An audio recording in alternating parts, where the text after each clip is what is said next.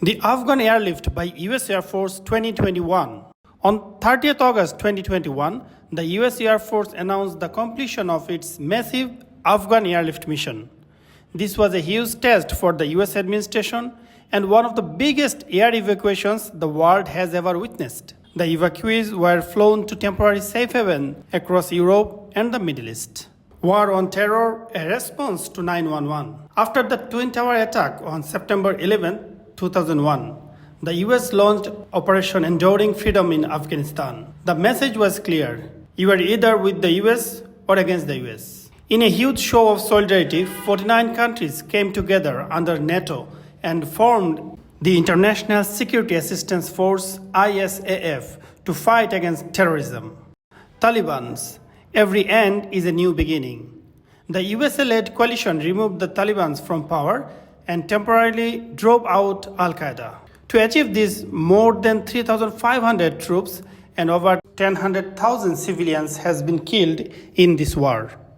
The cost of this 20 years military and security engagement has been extremely high. The estimated financial cost of the US taxpayer was close to $8 trillion. Trump administration wanted to stop loss in Afghan issue.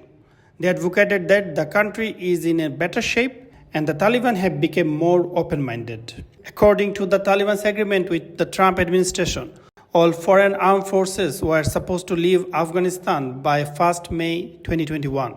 However, the US administration extended this period until 11 September 2021 on the symbolic day of 9/11.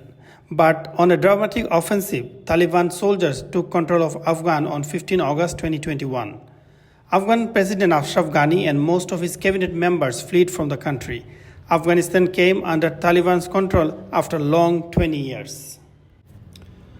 The Great Escape, evacuating Kabul. On 15 August 2021, when Ashraf Ghani fell and Taliban took over Afghanistan, the US had one main job: get everyone out. That means not only the soldiers and embassy staff of US, but also the thousands of Afghan citizens and interpreters who helped US forces over past 2 decades in Afghanistan. The only way out was the Hamid Karzai International Airport, Kabul, which became the center hub for last-minute escape. Non-stop operation, 16 flights a day. The US Air Force undertaken robust evacuation operation, running an average of 16 flights a day to get people out of Kabul. From 15 to 30th August 2021, US Air Force moved about 150,000 people, Americans, Afghans, and other allies, without a single major accident. It was a miracle, really, considering the chaos and how crowded the airspace was. Flying blind. The challenges pilot faced. Pilots were not flying planes, they were flying into pure madness. They crammed as many people as they could onto each flight, often not knowing the exact weight or passengers count. The runway itself was a mess, with people everywhere.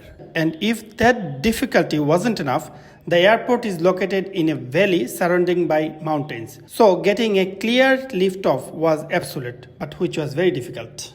The dangers. A city on edge of collapse. Even with the Taliban on ground, the threat was very real. There was a constant risk of small arm firing and even shoulder-mounted missiles and manpads. On top of that, there was a report of potential suicide attack from ISIS on the runway. Every takeoff and landing was extremely challenging. The nameless air evacuation mission. This mission didn't have a catchy name, but the mission was massive. The US Air Force used 230 aircrafts, including giant C-17 Globemaster and C-5 Galaxies. But they were not alone. Other countries like UK, Canada, Germany, and India pitched in, sending their own planes to help with the evacuation. It was a real teamwork. Babies in the air. Amidst all the fear and panic, there were moments of pure hope. 3 babies were actually born during the evacuation flights. One woman went into labor on a C-17, and the crew worked together to deliver the baby right in the plane. Another newborn was named Rich after the plane's call sign. All 3 are doing well, a beautiful sign of life in the middle of a humanitarian crisis. Conclusion. Ultimately, this airlift was a breathtaking display of what air power can achieve. It showed the world that when modern Air Force is committed to a mission, with its unique combination of height, speed, and reach, they become unstoppable. This mission was a powerful testament to value the coordinated operations between allied air power. The relentless collaboration of pilots, crews, and ground controllers from different nations, all working as one, was a high-stake ballet in the sky. This was more than just an airlift, it was a perfect example of how coordinated air power can rise to any challenge.